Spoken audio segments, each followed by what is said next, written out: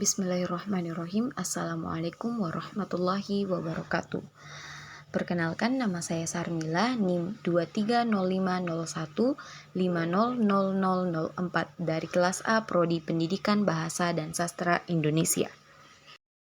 Pada kesempatan kali ini saya akan menjelaskan tentang grafemik, yaitu grafem fonem bahasa Indonesia, fonem, alofon, dan ejaan.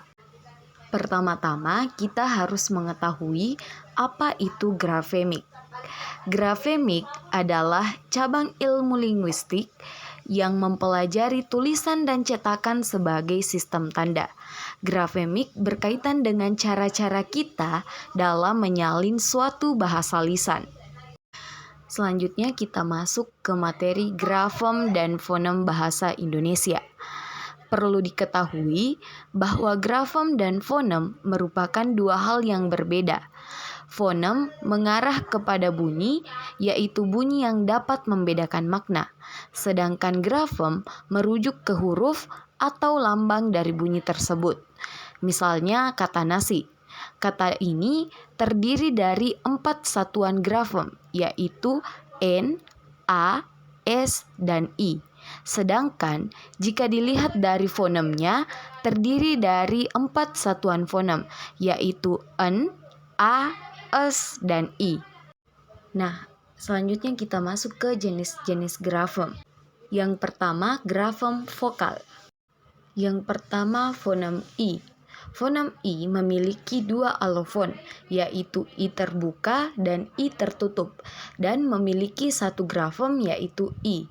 Contohnya pada awal kata itu, pada tengah kata apik, dan pada akhir kata api. Yang kedua yaitu fonem E. Fonem E memiliki 2 alofon, yaitu E terbuka dan E tertutup, dan memiliki 1 grafem yaitu E. Contohnya pada awal kata yaitu ekor, pada akhir kata yaitu sate, dan pada tengah kata yaitu monyet. Selanjutnya fonem E. Fonem E hanya memiliki 1 alofon yaitu E dan memiliki 1 grafem yaitu E. Contohnya pada awal kata emas, pada tengah kata kera, dan pada akhir kata kade. Selanjutnya yaitu fonem U.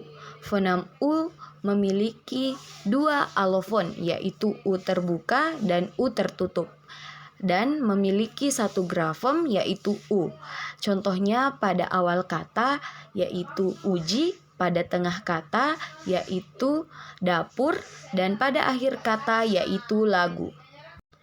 Selanjutnya yaitu fonem O. Fonem O memiliki 2 alofon yaitu O terbuka dan O tertutup. Fonem O memiliki 1 grafem yaitu O. Contohnya pada awal kata yaitu obat, pada tengah kata yaitu ekor, dan pada akhir kata yaitu bakso. Yang terakhir yaitu fonem A. Fonem A memiliki 1 alofon yaitu A dan memiliki 1 grafem yaitu A. Contohnya pada awal kata yaitu api, pada tengah kata yaitu pisah, dan pada akhir kata yaitu lupa. Selanjutnya ada grafem konsonan. Nah, untuk grafem konsonan bisa dilihat pada gambar yang saya sajikan dalam video. Selanjutnya ada grafem diftong. Yang pertama yaitu fonem AU atau AW memiliki grafem AU.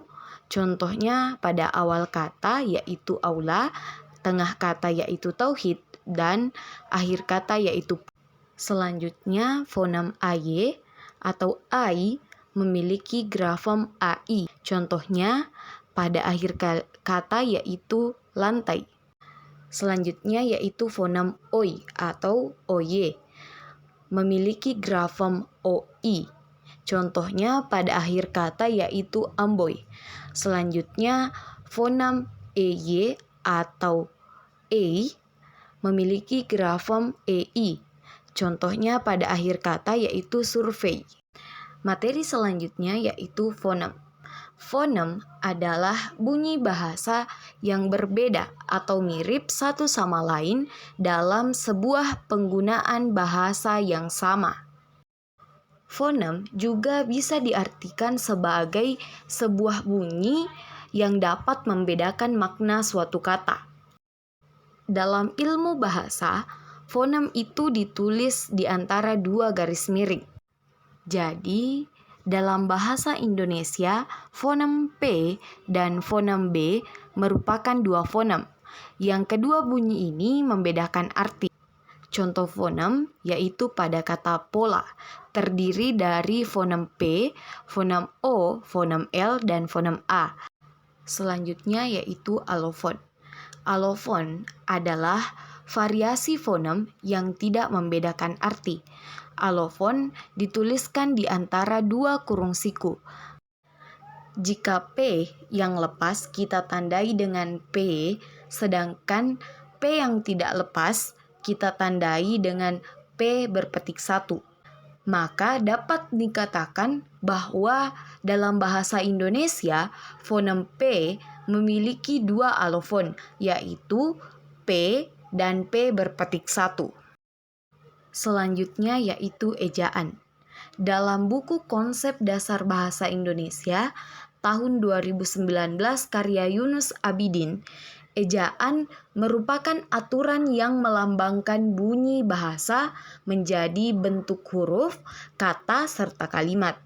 Ejaan juga bisa diartikan sebagai kumpulan peraturan penulisan huruf, kata, serta penggunaan tanda baca. Selanjutnya yaitu fungsi ejaan. Yang pertama, sebagai landasan pembakuan tata bahasa. Penggunaan ejaan dalam penulisan bahasa akan membuat tata bahasa yang digunakan semakin baku. Yang kedua, sebagai landasan pembakuan kosakata serta istilah. Tidak hanya membuat tata bahasa semakin baku, ejaan juga membuat pemilihan kosakata dan istilah menjadi lebih baku.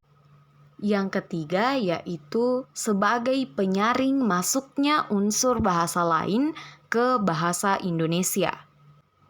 Ejaan juga memiliki fungsi penting sebagai penyaring bahasa lain ke bahasa Indonesia, sehingga dalam penulisannya tidak akan menghilangkan makna aslinya. Yang terakhir yaitu membantu pemahaman pembaca dalam mencerna informasi. Penggunaan ejaan akan membuat penulisan bahasa lebih teratur.